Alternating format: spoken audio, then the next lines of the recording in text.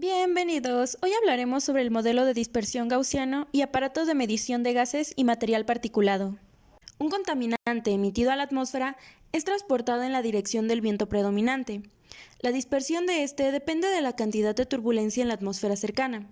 Esta turbulencia puede ser ocasionada por el movimiento horizontal y vertical. El movimiento horizontal es lo que se conoce comúnmente como viento, y la velocidad de este puede afectar en gran medida la concentración de contaminantes en un área.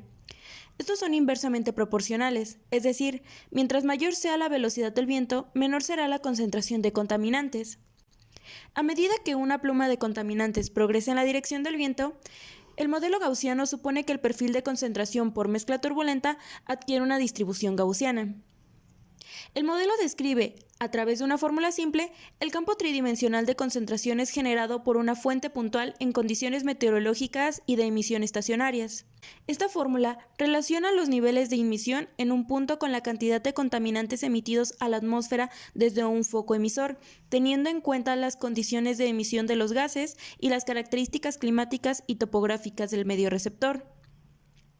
La utilización de esta fórmula está limitada a distancias de entre 100 metros y 10 kilómetros y es aplicable para cortos periodos de tiempo, hasta unos 10 minutos máximo, que es el tiempo promedio de muestreo.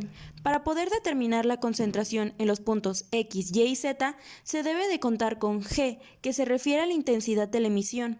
H es la altura de la fuente emisora sobre el nivel del suelo más la elevación del penacho. Delta y delta Z son coeficientes de dispersión. U es la velocidad del viento. Y es la distancia lateral en la que se dispersó el contaminante y Z se refiere a la dispersión vertical. Como nota adicional, esta ecuación puede ser simplificada dependiendo de en qué punto se quiere determinar la concentración, pudiendo omitir Y o Z. Las condiciones meteorológicas y la duración del escape tienen una gran importancia en el alcance de la dispersión del penacho.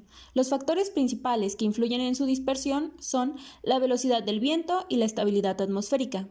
Estos datos, siempre que sea posible, deben obtenerse de estaciones meteorológicas locales. La estabilidad atmosférica viene definida en función del gradiente vertical de temperatura de las capas del aire y se refiere a una condición de la atmósfera que se opone al desarrollo de nubes de los géneros cúmulo y cumulonimbus y se clasifican en 6 categorías como se muestra del lado derecho. Es utilizada para determinar los coeficientes delta Y y delta Z, por lo cual es indispensable contar con ella para poder calcular la concentración del contaminante.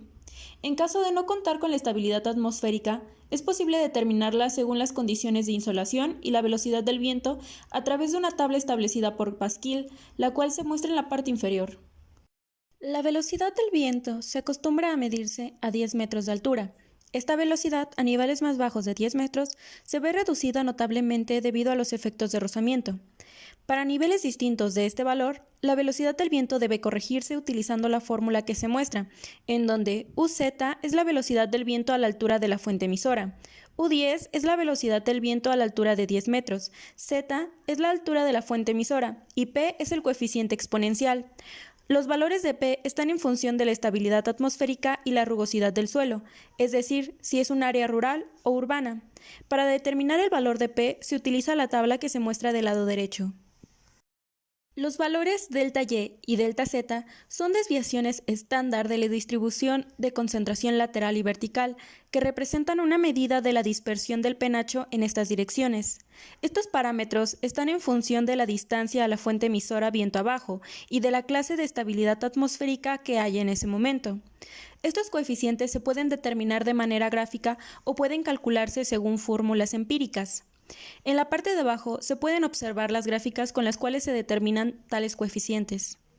Ahora veremos algunos equipos para medir gases y material particulado. El highball y el miniball son equipos que permiten determinar PM10 y PM2.5. Estos succionan una cantidad medible de aire del ambiente hacia una caja de muestreo a través de un filtro durante un periodo de tiempo conocido.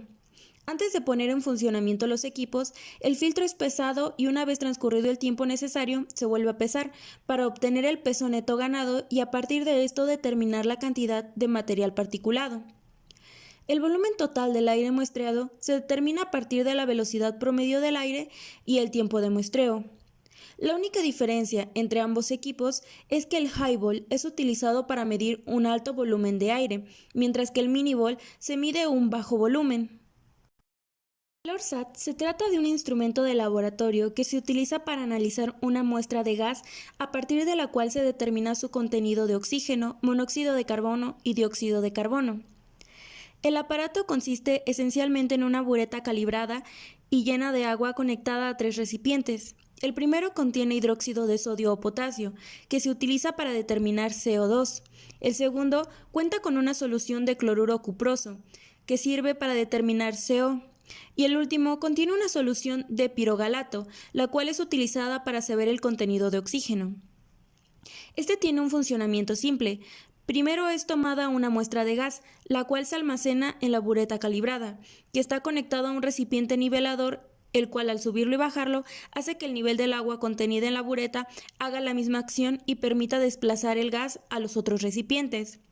El gas es pasado por los 3 diferentes recipientes donde se contienen las soluciones, en donde éstas absorberán el correspondiente gas, como antes se mencionó, y a partir de una medición en la bureta se determinará la cantidad de gas absorbido por cada uno de los reactivos. El muestreo isocinético es la técnica de tomar una muestra representativa en condiciones reales en un conducto por medio de la igualación de velocidades entre la velocidad lineal del flujo y la velocidad de succión en la entrada de la boquilla de la sonda de muestreo con la finalidad de lograr una representatividad. El muestreador isocinético es un instrumento que permite determinar la concentración de diversos contaminantes atmosféricos, como el material particulado, los óxidos de nitrógeno, entre otros. Este aparato se divide en 4 partes. La primera parte es la sonda, o también llamada cola de rata, la cual es introducida a la chimenea y permite que el gas no se condense y pase a la caja caliente. Esta sonda, parecida a un tubo, consta de una boquilla para tomar la muestra del gas, un tubo pitot para medir la presión de la velocidad y un sensor de temperatura. La segunda parte es el módulo de muestreo, que se divide en caja caliente y caja fría. La tercera parte es el módulo en el que se controlan las operaciones de muestreo.